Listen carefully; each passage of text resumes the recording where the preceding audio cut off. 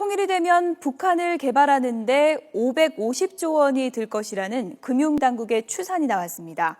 정책 금융기관과 민간 투자를 잘 활용하면 증세 없이도 북한 개발을 이끌어낼 수 있을 것이라고 금융위원회가 밝혔습니다. 장밋빛 전망이라는 지적도 나오고 있습니다. 이승은 기자입니다.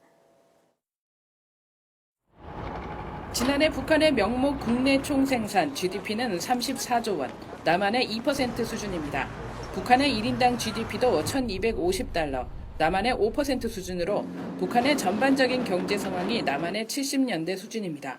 금융위원회는 북한의 1인당 GDP를 10,000달러 수준으로 올리기 위해서는 20년간 5천억 달러, 우리 돈으로 550조 원이 들 것으로 추산했습니다. 이 재원을 정부 재정에 의존하면 통일 6년 만에 GDP 대비 국가 부채가 40%에서 62%로 급상승한 독일에서 보듯 사회적 갈등이 불가피합니다. 금융위는 이를 피하기 위해 정책 금융기관과 국내외 민간 투자를 활용하는 방안을 제시했습니다. 정부 출자액의 8에서 10배 조달 가능한 정책 금융기관을 활용해 최고 3천억 달러를 조달하고 국내외 민간 투자를 최고 1,800억 달러 확보한다는 것입니다. 또 북한 지역 세수와 자원개발 이익으로도 1,000억 달러 조달이 가능할 것으로 예상했습니다. 이 같은 방안이 실현되면 30조 원 정도 정부 정책금융기관 출자금으로 증세 없이 북한 개발이 가능할 것으로 금융위는 내다봤습니다.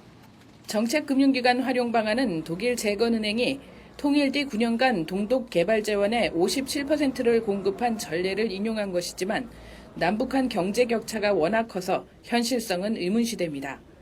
동서독 통일 때 경제력이 9.7배 차이가 났지만 남북한은 42.5배 차이가 납니다. 금융위는 남북한 경제 통합을 위해 점진적 자본시장 인프라 구축 방안이 필요하고 화폐 교환 비율 결정도 전략적으로 이루어져야 한다고 밝혔습니다.